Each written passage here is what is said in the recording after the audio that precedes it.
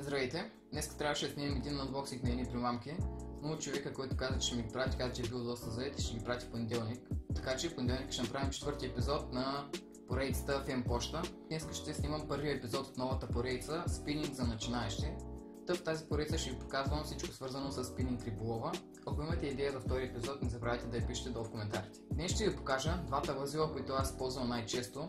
Първия възел е възела клинч, а втория възел е възела паломар.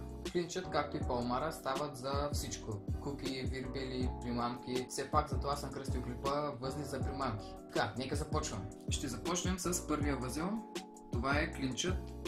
Него ще го направим на този воблер. Става с плетено влакно, аз ще му правя след това въженци. Така, като за начало правите ето така. Мушкате влакното през вирбела или примамката, няма значение. Трябва да стане ето така. Тук се го придържате, ето така. И с по-късия край почвате да навивате. Поред мен 5 навивания са ви напълно достатъчни. След това взимате по-късия край на влакното и го мушкате през ето този отвор тук.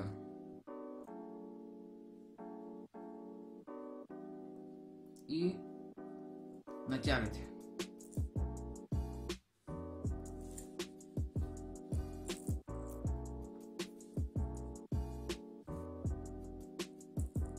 Трябва да се получи ето така.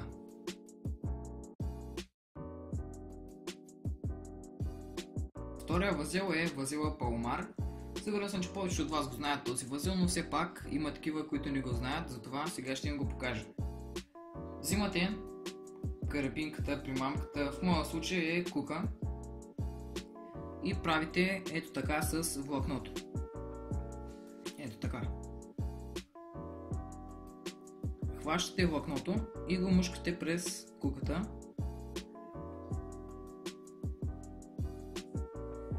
Така.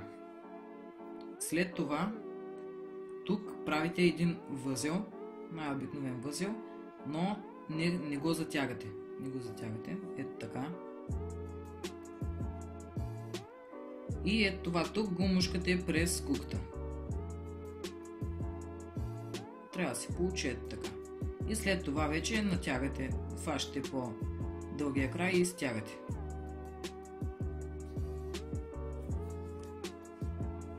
Готово. Ето това е възела паломар. Ето това е възела паломар.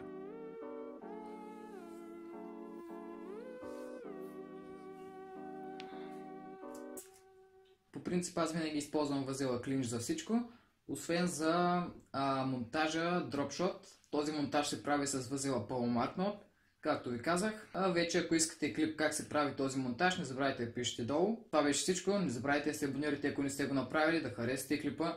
Ще видим в следващото видео.